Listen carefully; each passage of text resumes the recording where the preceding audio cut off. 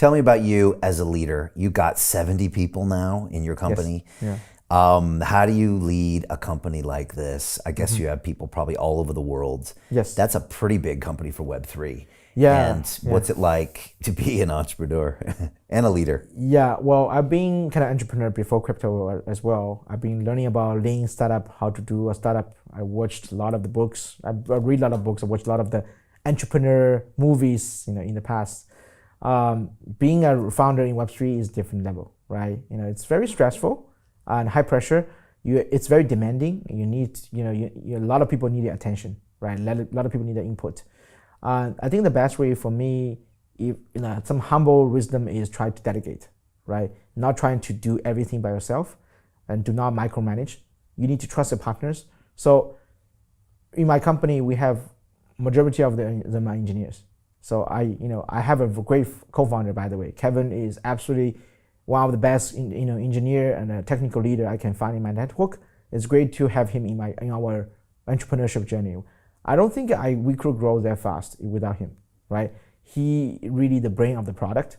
We kind of work hand in hand, back to back, right? We really trust each other. So I think I've been looking at so many startups. One major reason startup fail is the founders don't get along with each other. We really start debating, even fight, even trying to separate the company, right? That happens with some major company in the space as well, like even like Bitmain, right? They had like two CEO fell apart and so on. So we get it on very well.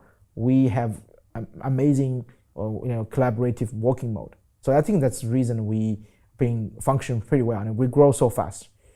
5 months ago, we only have like around 18 people. Now we have over 70. That's fast. Yeah, 50 of them are engineers. We have one of the biggest engineering tech team in the Bitcoin layer 2 or Bitcoin infrastructure space. We've been doing a lot of real engineering work. Instead of just saying, we're actually doing a lot of codes. Over 400,000 lines of codes being written already. A lot of commits being shared, being contributed to the community. And on the non-technical and the R&D side, we have people from Poland, from India, from the United States, from Vietnam, from Korea, of course from Hong Kong, from China, from Singapore there. We kind of been all over the place for effective way, right? We need to get our branding out.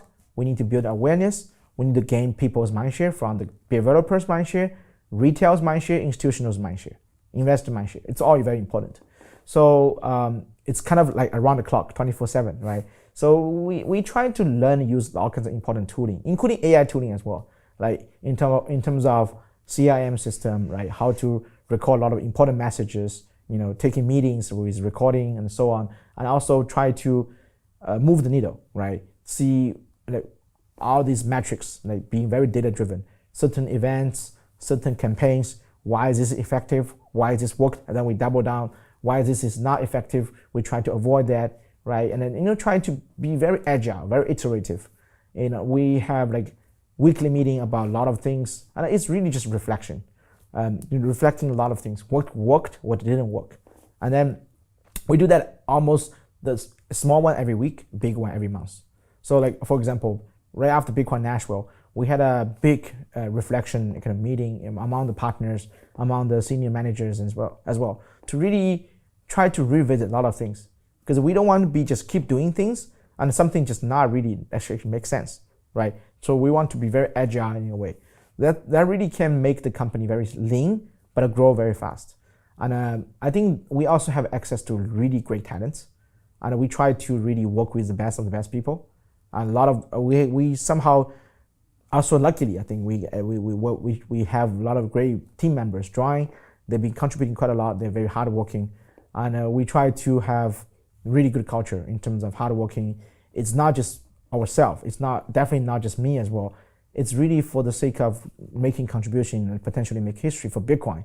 It's a higher level beyond us as a vision and a mission.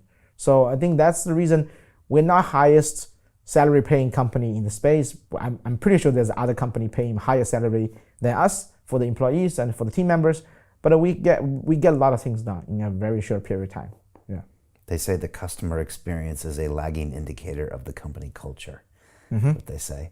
So if you have people that love doing what they're doing and they're being listened to, then that creates the customer experience. Even some people who will not get paid, it's like just ambassador. Some people like to work with us, they feel it's part of the interesting mission. Yeah, I could see that. Hey, I know investing in crypto is scary.